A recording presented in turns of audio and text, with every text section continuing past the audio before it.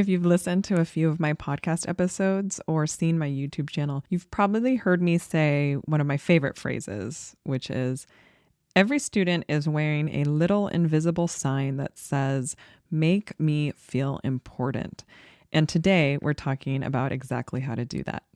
Hello, my Time Crunch teachers, and welcome to the show. This is your team teacher, Marielle Derizier, here to help you optimize your teaching, technology, and time management.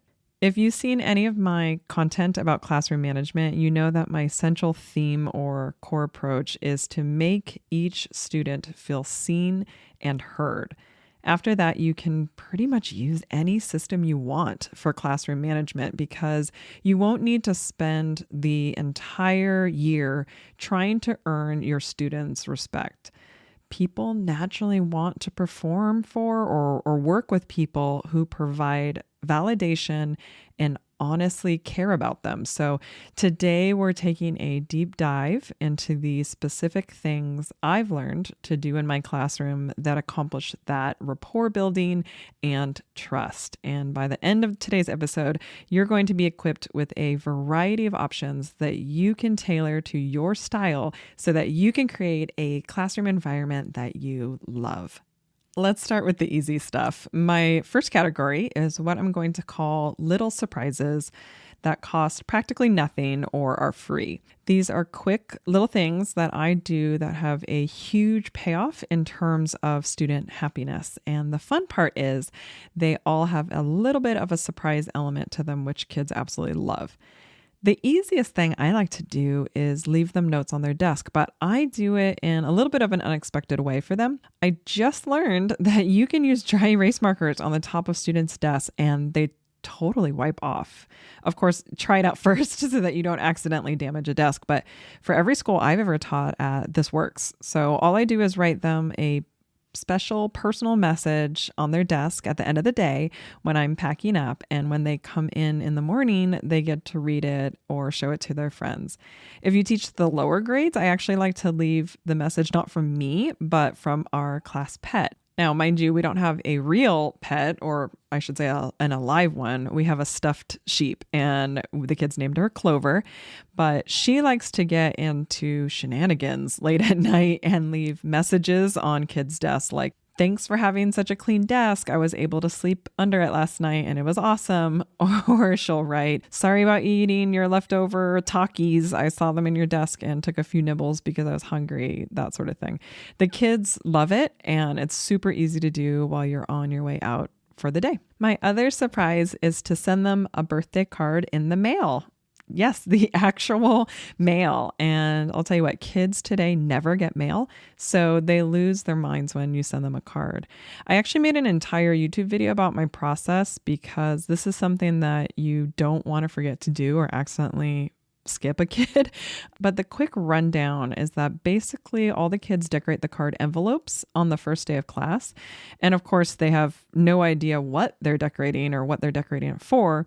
Then I use the envelopes to write each kid's birthday in the upper right-hand corner. So if their birthday is in March, I just write 3/8 or whatever the birthday is.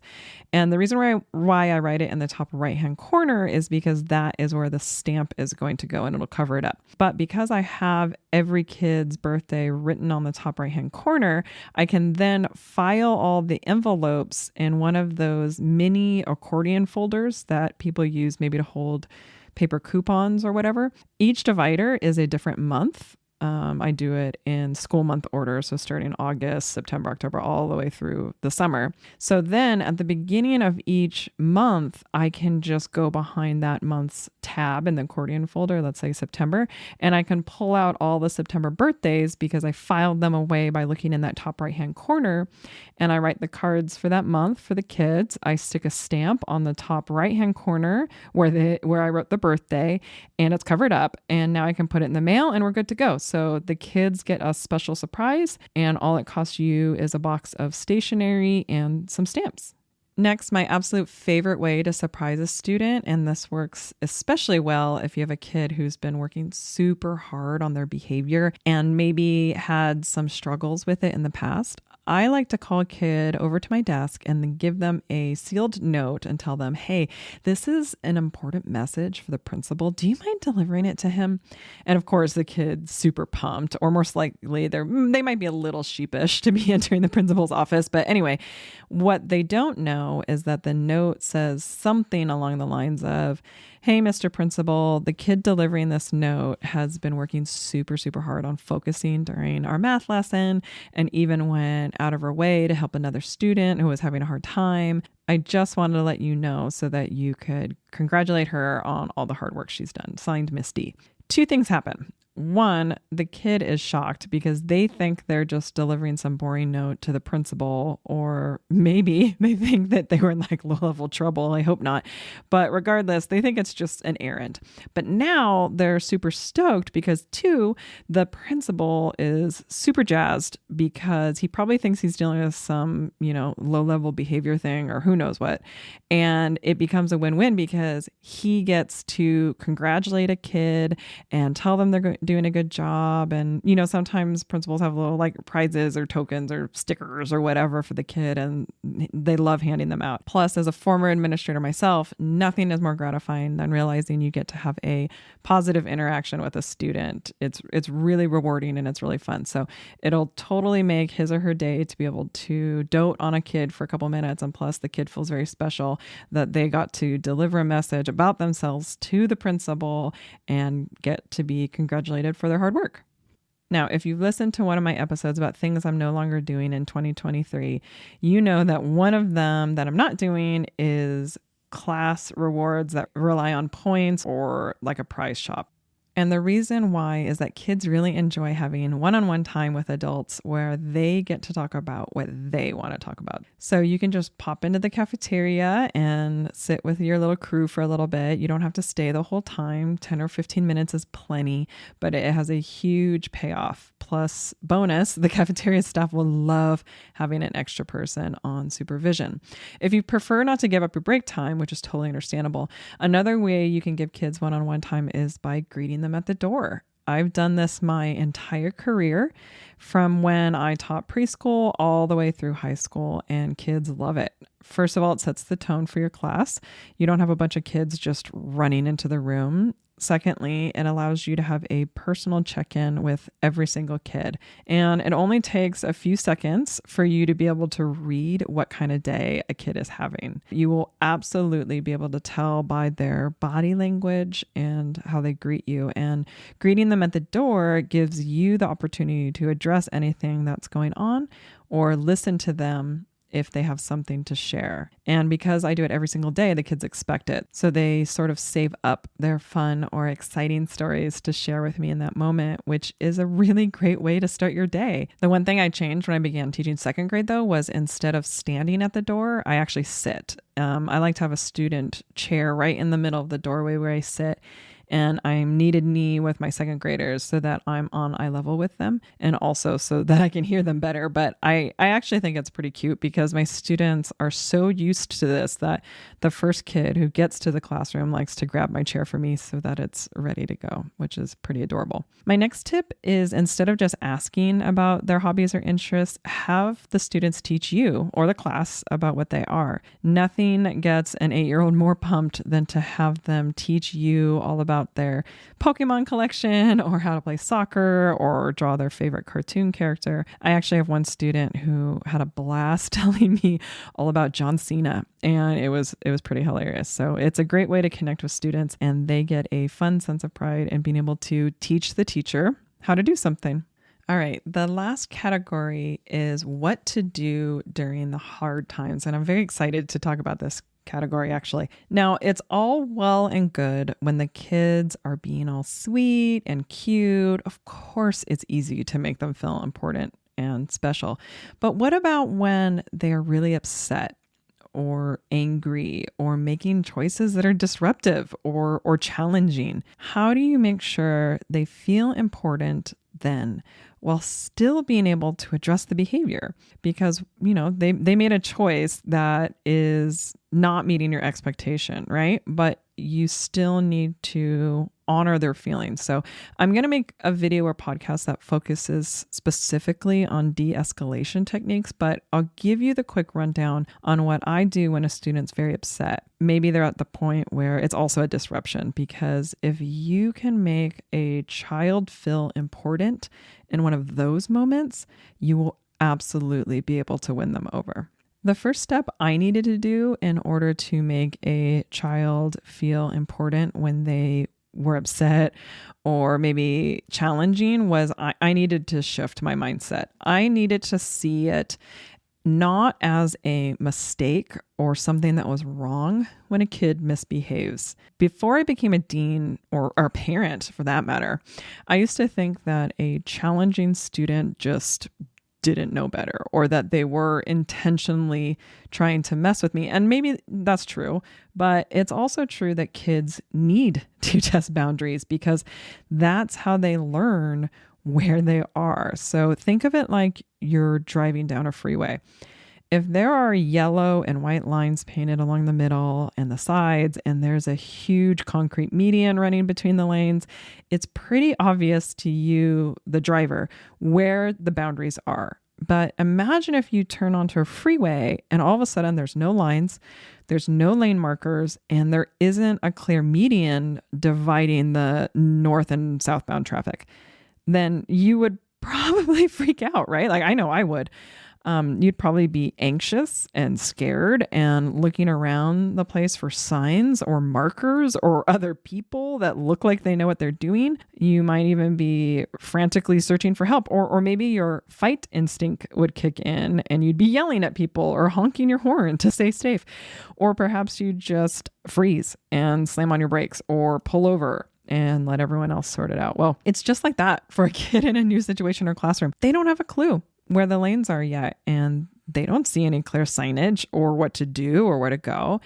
And they need practice once they do see their lane, like how to signal when they're changing lanes, or what to do if they accidentally collide with another motorist.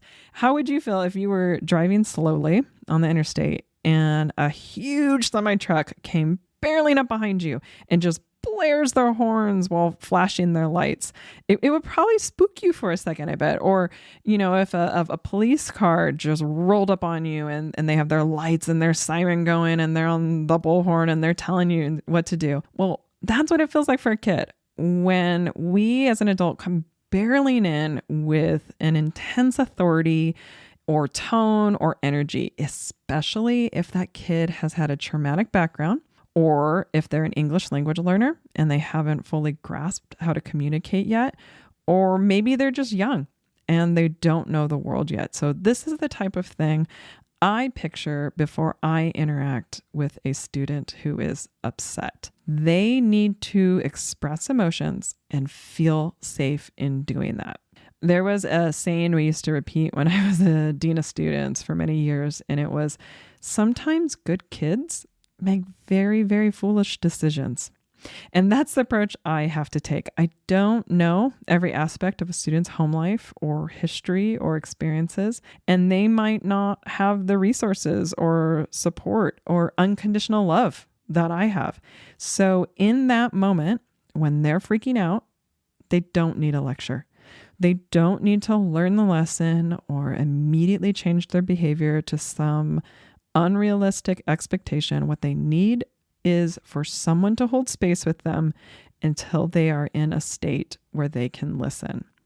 So that was my very long explanation of why I think de-escalation tactics are very important, because the goal is to get the kid to the point where they can express what's going on and you can communicate with them.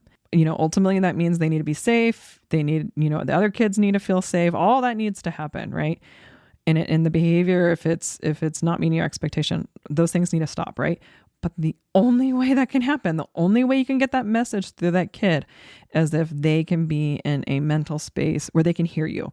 So that's why I spend so much time thinking about my approach, because my body language and my energy and my words can either trigger that kid and make it worse, or I can start to get to a point where they de-escalate and they can hear me. So here's one way to do that, to de-escalate a student who is upset.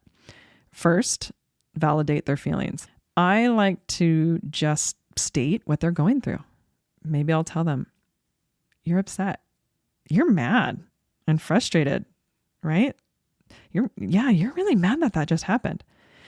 And then I remember the acronym WAIT, WAIT, which stands for why am I talking?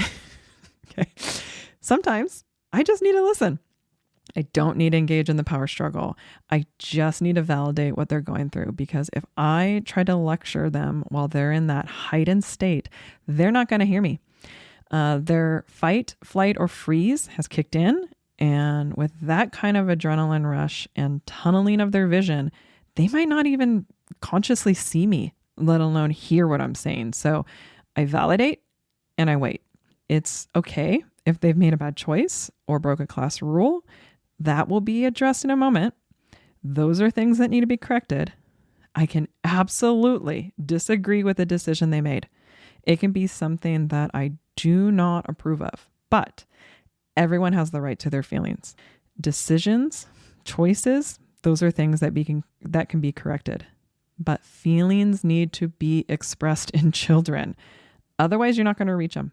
You're going to put a dampener on the outburst for the moment, but it will absolutely resurface later. All right. So my first step is to just validate the feeling. Another phrase I sometimes use, especially if they had a particularly bad or destructive outburst, is I will sometimes say to a student, I bet it felt pretty bad to lose control, huh? And that always gets them. Kids don't wake up and are like, hey, I wonder how I can lose it and ruin somebody's day today. So when you recognize that feeling that it's a huge bummer and it really does feel terrible to lose control, you get it. And they feel like you're coming at it from their perspective. And when it's phrased that way with compassion, they have a much easier time addressing what happened in a constructive way. So begin by validating their feelings. Then the next step is I give them a guided choice. And when I give them the choice, both of the options have to be something I'm okay with and that they are too. So it can't be a false choice. Like, for example, either calm down or you're going to the principal's office. That's not a real choice, right? It needs to be something like, would you like to sit in the cozy corner with the stuffies or the back table with paper and crayons? It can be any two options that work the best for your grade level and situation. But the point is, I need to give them an activity that allows them to regulate their emotions in a safe space away from the other students. It also allows me to return back to the class and get them situated with an activity so that I can meet with the student privately. Because at this point, I've already spent a few minutes calming the student down, or at least stopping the outburst so that they can be safe and I can keep the class safe. But now I need to get the class situated and started on an activity so that I can meet with that kid and process what happened. As a side note, when you give them the two guided choices, you have to be able to accept whatever choice they choose. The child has to know that you accept them unconditionally, and that is very, very important. Kids don't have a lot of control in their lives, so it can be very empowering to feel like you can make a choice that is supported by an adult without conditions. So after they've made that guided choice, they calm down. They always do. Sometimes it takes 30 seconds. Sometimes they're back there 15, 20 minutes. It really depends on the situation. But the most important part is it has de-escalated to a point where they can have a conversation and they're calm and they can hear me and I can hear them, and it can be addressed in a time and in a way that I can give that student my full attention. Because, it's not like one kid has one outburst once a year. Like that's a joke, right? Like if you're a teacher listening to this, if you're currently teaching, that's absurd. These are happening constantly, especially if you're working with younger kids who are still, actually with any age, the outbursts just look different at different ages. So the more I do this, the more the kids see that I do this, that I'm able to maintain my composure. I'm also able to keep them safe when somebody's making unsafe choices. And then once the students start to realize, oh, when I'm having a hard time or when I'm upset or I'm frustrated or angry, like Miss D holds that space with me. She's not meeting my freak out with more freak out and heightening it. Maybe they don't necessarily internalize that message quite that same way or in those words, but they get it. They start to see, okay, she's going to stick with me. She's going to hear me out. She's going to hear my side. Kids are very much concerned with fairness, obviously, right? They're learning all about that. So when they see, okay, she gets to hear my side, this other kid wronged me, whatever it might be, they appreciate that. And as they see me do that for more and more students, they get to that calmed down de-escalation process much more quickly because they know I'll stick with it. I'll give them their time. So that would be my suggestion. It's not, fully in detail. It's not all my different ways you can approach de-escalation. I also don't think that it's always needs to be me that does it. One of the really important tactics I learned in de-escalating students is when to tap out. Sometimes something about me or the way I'm approaching the situation, or maybe I'm, riled up or I'm not in a good space. And so maybe it needs to be somebody else. It might need to be a different adult. I actually recently had one of my students step in. I mean, this wasn't a dangerous situation by any means, and it wasn't an outburst. It was just a kid that was upset. He was crying and he was hurt over an interaction with another student. And one of my other students, another second grader, asked, "Hey, can I go check in with them? Can I see if he's okay?" And I said, sure, if you feel okay doing that. And, I watched the whole situation and he did a great job. I mean, that little 8-year-old did better than I would have in that situation. And I was super, super proud of him. And it was great. It was great. More importantly, it was great for the other kid.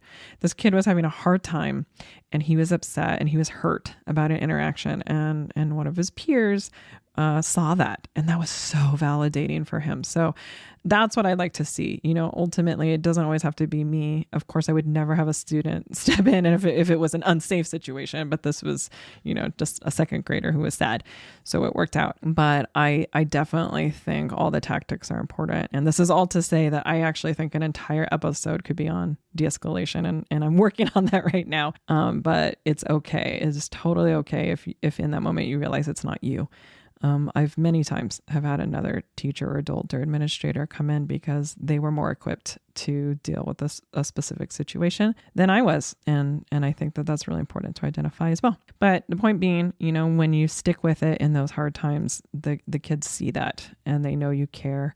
And they know it's hard to stick around when things get rough. So I think they see that and they appreciate it and they ultimately feel more special. And you can build really good rapport that way. All right. So those are some of the common practices I employ to make students feel important. I'm sure there's many, many other options as well. So I'd love to hear from you about what you do to make your students feel special. So please email me at info@thetimecrunchteacher.com with your favorite method or activity that you use in your classroom that makes your students feel important. All right. Normally I end with a funny or silly classroom story, but because of the nature of today's episode, and I think the tonal shift would feel very odd if I tried to roll into something goofy. So I think today I'm going to end with an endearing story instead of a funny one. So I once worked at a school that started every year with class camping trips. And this particular year, I was with a group of ninth graders. And if you've ever taught ninth grade, it can be a hard age group for just a lot of reasons.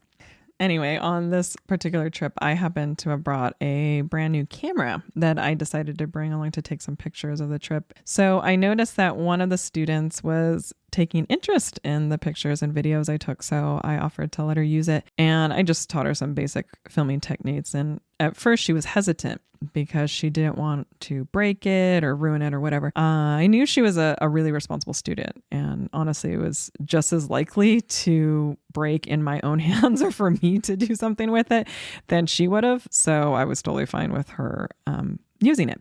So I let her use it, and she was fantastic. She took these really great photos and interesting videos with really kind of creative like camera angles with her classmates. And since they knew her and trusted her, she was able to get such better footage than I was able to, because she could connect with her subjects, right? Much better than I could as just some like teacher lady. So we sat together and edited the footage, and we added some fun music and, silly little titles and effects. And we sent it to all the parents back home, and they loved it. It was so cool, for all the parents to be able to see what their kids were up to on this, almost week-long trip. And she deserved full credit for the project. It turned out great. It really worked. She had, she's young and creative and knew what music to use, and it was really cool. So anyway, flash forward or a year or two later, and I'm no longer working at this school anymore. I've moved on to another position, and I get a text from a former colleague that still worked at that school. And they were having an assembly or something about gratitude. And this particular student stood up and thanked me, actually, for letting her use my camera, because it allowed her to experience a new hobby and talent that she was interested in. And I share this story not to brag about, oh, what an amazing person I am, because I imagine many of you would have done the exact same thing. But I share it because you truly never know what seemingly small gesture you make could have an impact on someone else's life, especially a student. And because those moments aren't tied to a grade or some sort of performance evaluation, they can often be much more genuine and memorable for that reason. So if you're having a hard day, just know that there was probably something you did today, something you may not even have a conscious recollection of, that made a difference in a student's life for the better. And maybe it's something they recognize now. Maybe it's something they realized years down the line. I mean, I wasn't even at that assembly, and she knew that too. And that's totally fine. Like, the moment happened, and it's awesome. And luckily, I obviously was still in touch with a lot of those colleagues. So they let me know that she had said that, which was so special. But you are doing those sort of things every day, things that you don't even realize are making an impact on a student. And, maybe you're doing something that ends up fostering a career for them, or a passion or an interest, or maybe it just makes them feel special in that moment. And they feel like somebody listened to them, somebody heard them, and somebody gave them time. And I think that is really, really special. And I think it's the reason why maybe many of us get into teaching.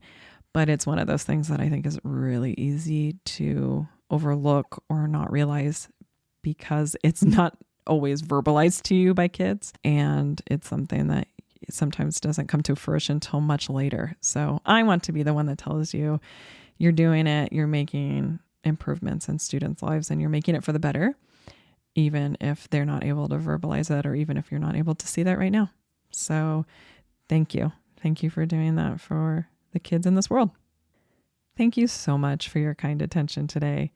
Until next time, teachers, bye for now.